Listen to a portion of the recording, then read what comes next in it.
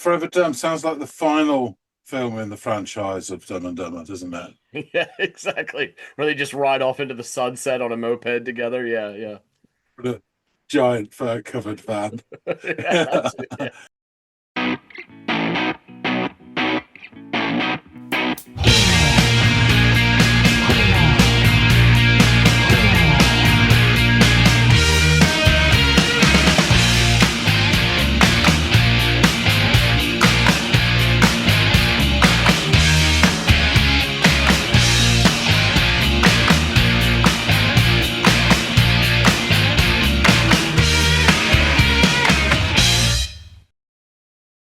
Hey, everybody, and welcome to another episode of the Audiophiles, Governor. My name's Sean, his name is Andy. But just because a record has a groove doesn't make it in the groove. But you can tell right away at letter A that people start to move. More on that later. But first, we have a track to listen to selected by Andy. Andy, what is in store for all the good folks and the bad ones today? Okay, well, it will be our sophomore voyage into the waters of Surf Curse.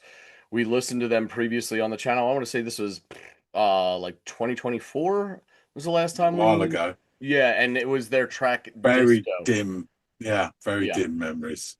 exactly, exactly. So we're going to try to brighten up those memories in that memory bank and have you go off and check out their track Forever Dumb. So Surf Curse, Forever Dumb. Please go off and check it out and then come back and let us all know what you've made of it. Will do.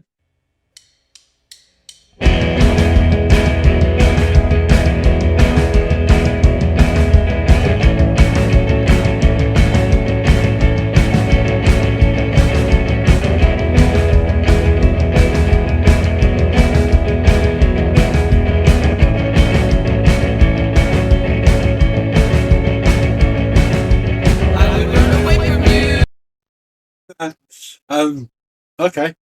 The old 1, 2, 3, 4 on the sticks, and we're away. So it's that sort of surfy rock, garage rock, DIY, fairly lo-fi sound. It's not. I saw a glimpse of those vocals there, and they sounded like shoebox vocals, Woolworths vocals. Um, but yeah, so a nice, charming sound to it. And I was struck then just the thumbnail, particularly the guy on the right. I was thinking, a little bit less surf, and this could be like Jonathan Richman, the Modern Lovers, 88, sort of dancing late at night, something like that. It's got that kind of vibe to it, sound like it's got the same feeling to it. Just quite cool. Let's go back a little bit and hear what he has to say.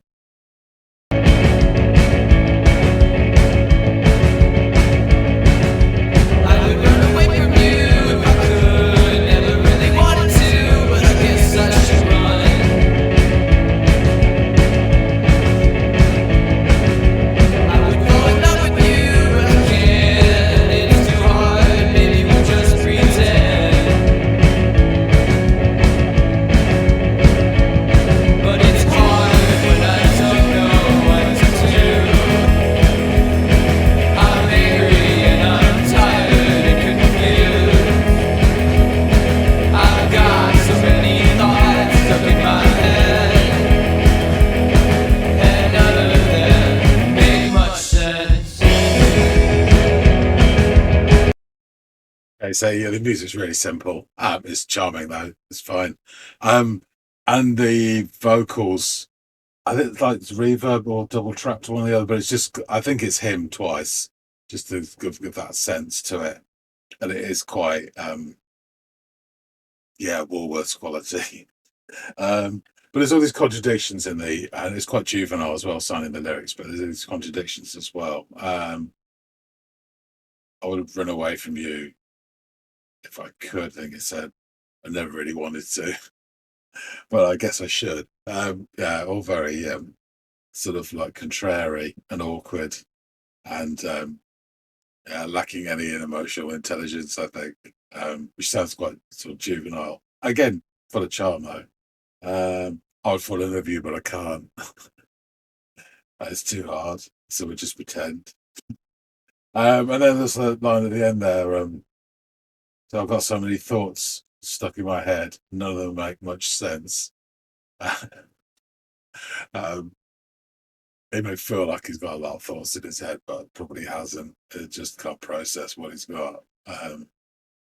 Yeah, it's quite charming, quite funny. The more I listen to this, it reminds me, if you took away that surfy element, there's a band called Harlan. I only got the one album called Hippies, and there's a song there called Friendly Ghost, which I really, really like. So if you had Maureen Tucker on the drums and you made the guitar in this less surfy, that's what it would sound like. Quite similar in a way. I think it's the surf guitar, that twangy quality that hides or redirects your mind away from like 60s garage towards, coast, golden sounds, golden sounds. And it kind of just, it's camouflaged a little bit. But yeah, this is basically, it is garage rock, which is then just lightly been twisted through a surfy kind of filter. Yeah, it's really enjoyable. Cool.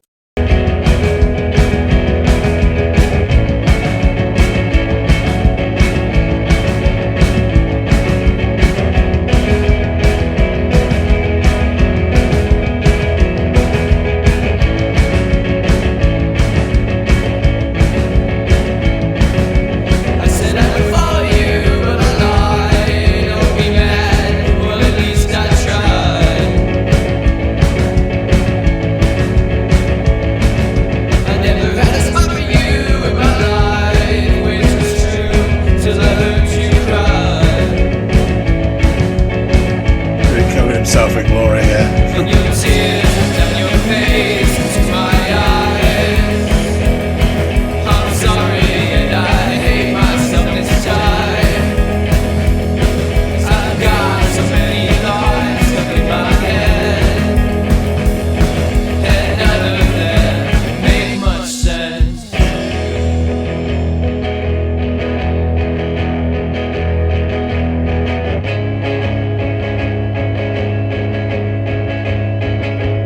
Like the guitar is his thought process. It's just kind of buffering. Here come the drums to help.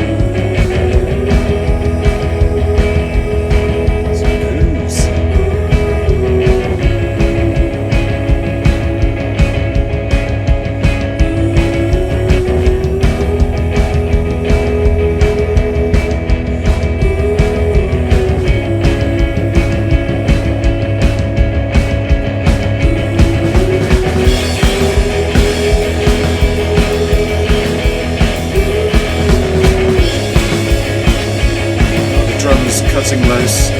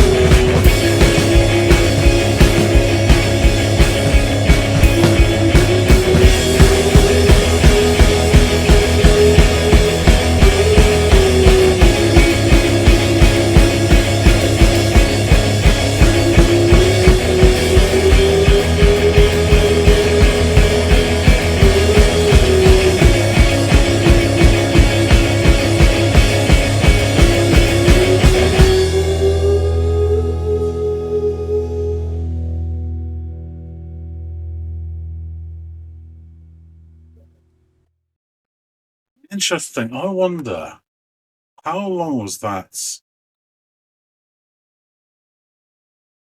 instrumental?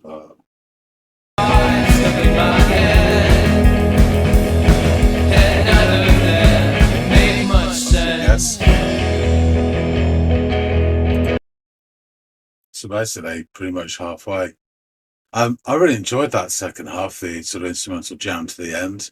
Um, I'm no expert. I suspect the guitars going there was probably two or three chords. That's all it was. So the variation and feel and expression came from the drummer.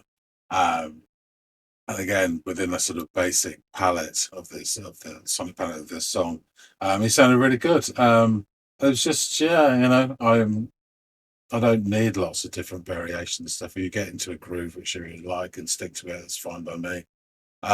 So yeah, I really enjoyed that sort of second half, and it's quite a brave choice for them to do really on this song. There's 4 minutes and change to have 2 minutes of change of instrumental. um, and the ooze worked as well. So yeah, overall, this is a success. I enjoyed it. Nothing world shattering, but decent tune. Yeah, and enjoy what's in front of you. Definitely. Let's find out some more about Surf Gus. Let's go back and chop it up with Andy. All right, John, you have returned. What do you say of Surf Curse and Forever Dumb? Yeah, Forever Dumb sounds like the final film in the franchise of Dumb and Dumber, doesn't it? Yeah, exactly. Where they just ride off into the sunset on a moped together. Yeah, yeah. With a giant fur-covered van, Yeah, that's it. Yeah. holding hands going over the cliff like Thelma and Louise. Yeah. Going, this is a shortcut. Bang. Anyway, yeah. So this starts off true to the name with this sort of surf rock sound to the guitar and a DIY garage rock feel to the rhythm section. In fact, initially, it slightly reminded me of Jonathan Richman and the Modern Lovers, the later iteration, the 88 one. Dancing Late at Night sound. It had that very basic feel. Not the tune was similar, but had that sort of back to basic feel to it. So we have the old 1, 2, 3, 4 on the sticks, and then in we go with a fairly vigorous tempo. Um, within a couple of which led with a couple of bars straight to the vocals. Um, these are very much sounding DIY. I would call it like Woolworths vocals. Um, and I believe there's I don't know if it's double track. I think it's a slight reverb on the vocals. Hmm. I don't think it's two vocals, and I don't think it's two tracks. I think it's just a reverb, but it gives that illusion of sort of a group or twin singers or whatever, but a very basic version of it, which Hmm. is not unlikable at all. The music itself is pretty simple. There's a decent thump from the old drummer, and these twangy guitar sounds as well. He opens with, I would run away from you if I could. I never really wanted to, but I guess I should run. I would fall in love with you, but I can't. It's too hard. Maybe we'll just pretend. So, yeah, the lyrics, although quite sort of, what's the right word? Not basic, but, simplified. Um, match the music. They're very straight up and down. Um, there's no iambic pentameter here or a mystical existential sort of going on here. Um, it's quite funny actually. The lyrics. There's a few cymbal splashes which act like an indicator or you call a turn signal. We're going into the next bit here now, and then it goes. But it's hard when I don't know what to do. I'm angry and I'm tired and confused. And he says, I've got so many thoughts stuck in my head and none of them makes much sense. So there is a charm to this thought fog of indecision and a kind of this juvenile feeling, this notion of being forever dumb. Hmm.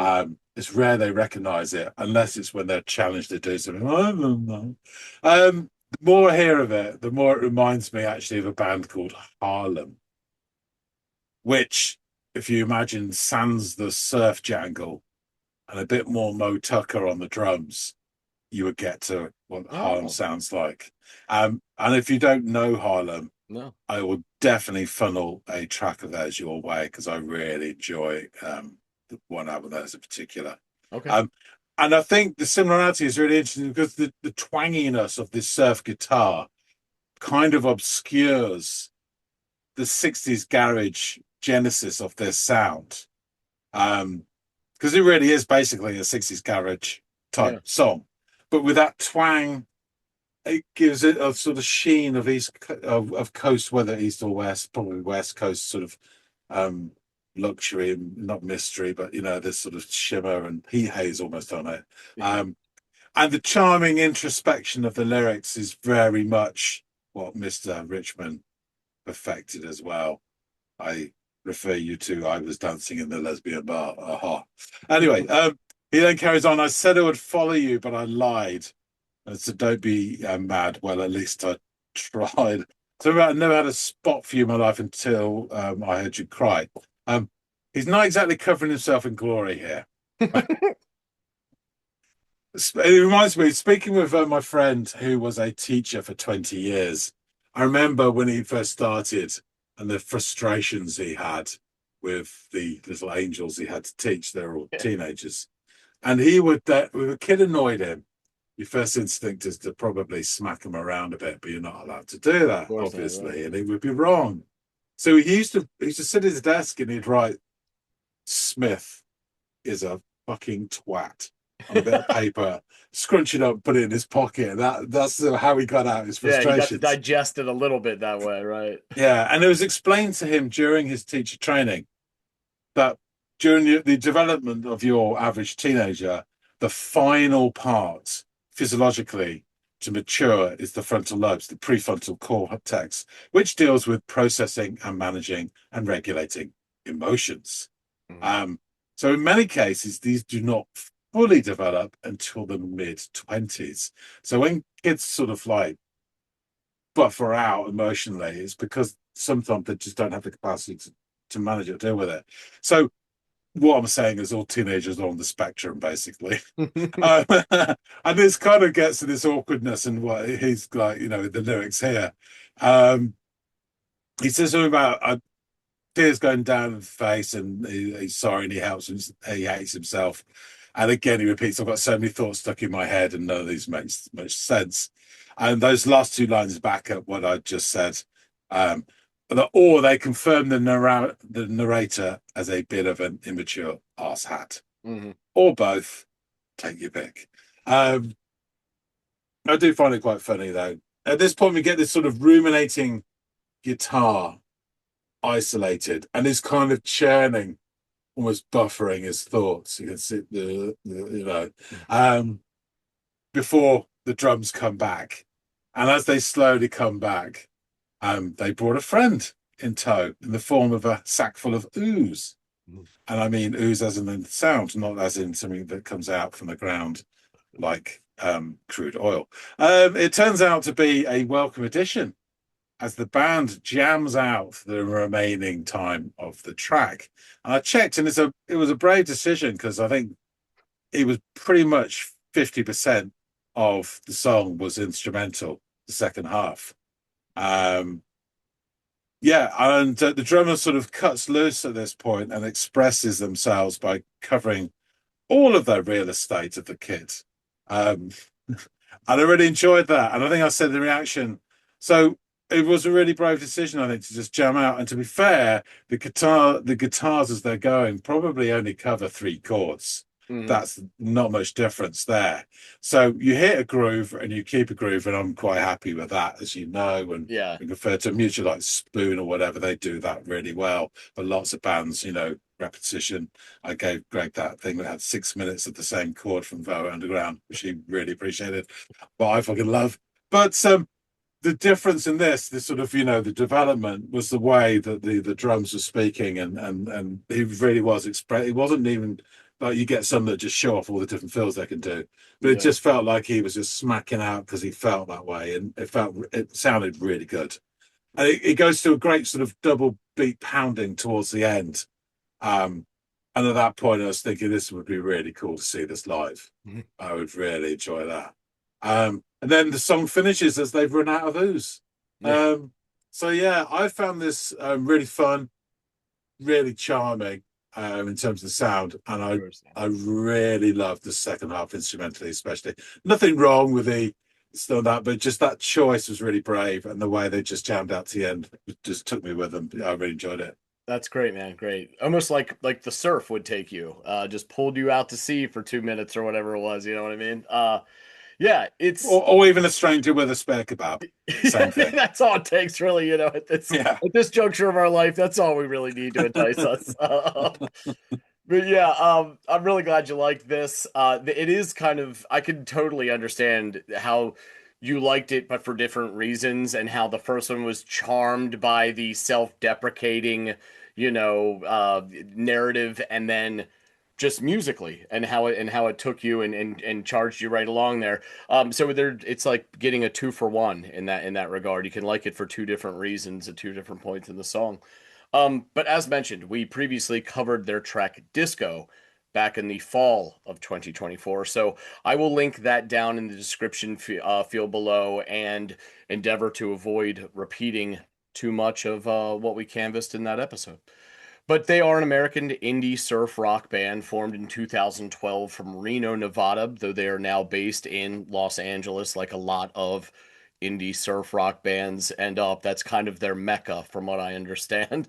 Uh, the band was formed by Nick Radigan, lead vocals and drums, and Jacob Rubik on guitars, and now also includes Henry Dillon and Noah Cole.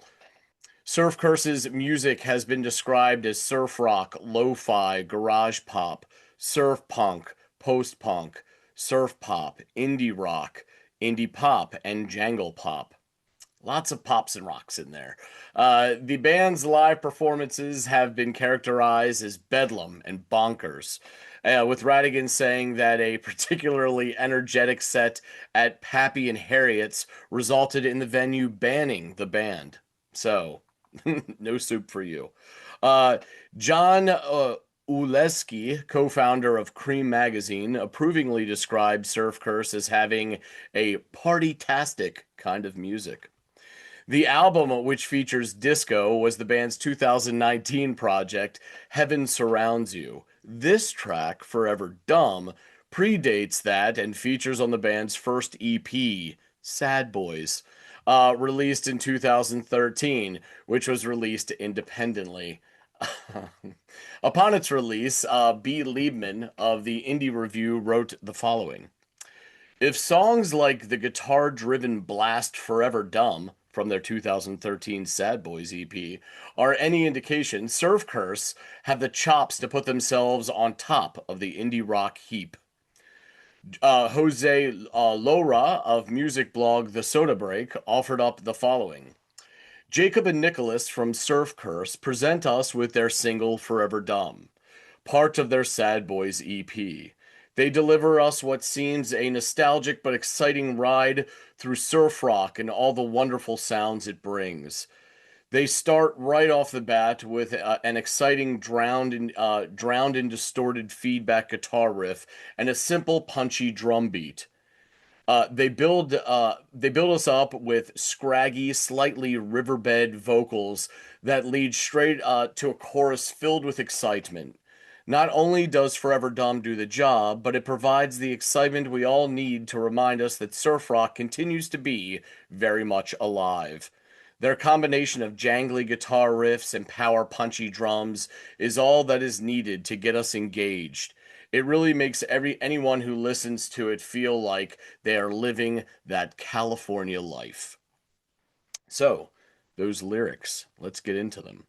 And you, by the way, John, hats off to you. Not literally, because I'm not going to go through the motions of taking off my fucking hat, but you normally are not one to capture all lyrics, and it sounds like you damn near did with this one. This Yeah, might they're pretty be, clear though. They yeah, were. It was at a good pace as well, so you yeah, could that's get fair. most of it down. Okay, I think we found your pocket. Yeah. So I would run away from you if I could. Never really wanted to, but I guess I should run. I would fall in love with you, but I can't. It's too hard. Maybe we'll just pretend. But it's hard when I don't know what to do. I'm angry, and I'm tired and confused. I got so many thoughts stuck in my head, and none of them make much sense. I said I would follow you, but I lied. Don't be mad. Well, at least I tried. I never had a spot for you in my life, which was true, till I heard you cry. And your tears dripped down your face into my eyes. I'm sorry, and I hate myself this time, 'cause I got so many thoughts stuck in my head, and none of them make sense. So, oh, go ahead, John. Yeah, just as you were delivering those words, it struck me that when you said the lyrics back, it's interesting because this was done in a garagey, surfy rock way, but these could easily be the lyrics to an emo stroke screamo, easily. And also, it could be the lyrics to a quite old school blues song as well. Yeah. Same sort of thing. You could imagine that. So it's really interesting how those lyrics could be delivered in different ways. Yeah, and I would even raise you, you feel free to disagree. I would shoehorn a third genre in there, and perhaps it is one of the earliest versions of emo, but it is that early mid 80s, mostly English sad boy genre of music headlined by the likes of Is this Robert like the Smith and third Morrissey. time in a row we're going to mention The Cure in an Yeah, episode? I know it's getting a bit redundant, but it's also, I'm sorry, unavoidable. But It there is, is yeah, yeah. you know, you Yeah, can yeah, usually yeah, see yeah. this kind of stuff going on in a fine, I'll say a Morrissey song. But yeah, absolutely. That's a funny observation Yeah, too. The old school blues thing, while true, wouldn't have immediately dawned on me, but you just expedited that by mentioning it. yeah, yeah. It's Yeah. just, you can imagine sort of like a slow it down and Yeah. I would run away from you. If I could Yeah. be BB King or something, Yeah, for easily, sure. easily. Accented by little noodles on the guitar before the next line. Yeah. Oh, it's just sidebar very quickly, but it's appeared on my YouTube shorts loads of times. There's a clip, I don't know if you've seen it. If you haven't, it's fabulous. It's BB King and Who's the other cat? And they're going back and forth, just trading, and it sounds fucking Gary amazing, Moore. John. Gary Yeah, Moore. yeah. And BB King just plays a note and then he just plays a riff back to it. And it's absolutely brilliant. Yeah, Just reminded me of that. I It's think we've been fantastic. around each other so long that our algorithms have synced up biologically, Yes. like two female roommates or something. Yes. Because I literally just saw that within the last 2 weeks on my like default landing page on YouTube or whatever. Yeah, yeah. So yeah, It's same just boat, brilliant, my though. friend. Yeah, Yeah, yeah. it is. It That really BB is. King. So, according to the lyrics website Genius, the song chronicles the thoughts of a person who isn't ready to commit. The narrator keeps telling their significant other these lies that sound appealing and what they would want to hear. But the narrator is lying, mostly because they have no idea what they're after or if that person is for them. They're so jumbled up, not even their thoughts have clarity. Hence, they're feeling forever dumb, constantly confused, and constantly conflicted. So yeah, there you are. And that is a very youthful approach. Like now, it's like, dude, you get to a certain age and you know what you're looking for, and you go out and you seek it out. And if it's not that, you move on. But there is a lot of this kicking the can to see what develops because you don't know, because you have no experience approach to a youthful love. You know what I mean? Which is, of course, I don't relate to it now, and that's my approach, but I do remember it vaguely, and I can commiserate with this. And I think that that period of a person's life is being extended. I think people are being infanticized for longer, as it were. They're living with their parents longer because they can't afford to move out. The internet Um, and what that environment breeds and how that is not the way you approach things in the real world, that stunts the yeah, I growth. mean, my parents' generation would have settled down by the age of like 22, and Absolutely. certainly my grandparents, would have had kids by the time they're 22. Hmm. Whereas 22-year-olds nowadays, I didn't get married till I was 30, 22 years nowadays are still thinking of whatever next move to LA, being interactive with the real world for a Yeah. bit longer, or being unable to because of, economic environment. So they're still staying at home with the parents. So you're not going to be going off and bringing people back home if Yeah. you still live with your parents at the Yeah. age of It's a little 30, awkward, right? Yeah. Yeah, and I don't want to make sure my house is not in fact made of glass because I mean I'm 42 and I'm getting married for the first time in my life in 3 weeks. So I mean I'm emblematic of what we're talking about. You know what I mean? I'm not self-aware enough to observe to make that observation myself. I think there's also this I don't want to feel like I'm getting older, so you kick that. It's like, dude, you are regardless. yeah, yeah, Whatever these big milestones you make, if you make them in your 20s or your 40s, age progresses the fucking same, man. You can't prolong it. yeah. So yeah, there's a bit of that to it too, I think. But I've always been one to admit I've had a bit of a Peter Pan complex myself, which it sounds like we could have a situation on our hands of that with our narrator here as well. So, thank you so much for giving this a listen, John. I really appreciate your take on this track. I'm really glad you liked it. Some interesting conversations were had. Guys out there in the listening audience, please let us know if there's other stuff. I'm sure that there are, but if there's other stuff that you would like us to hear by this band, feel free to shout them down in the comments field below. And frankly, any other band or song or act, whatever, feel free to drop them down. We'll add it to our ever-growing list for our Friday episodes that we devote to viewer suggestions and requests. Also, please like, share, and or subscribe if you haven't done any or all of those things. We really do appreciate it. So thanks in advance if you entertain any of that. And hopefully John and I will catch all y'all in growing numbers on the next installment of the Audiophiles. We'll see you later, guys.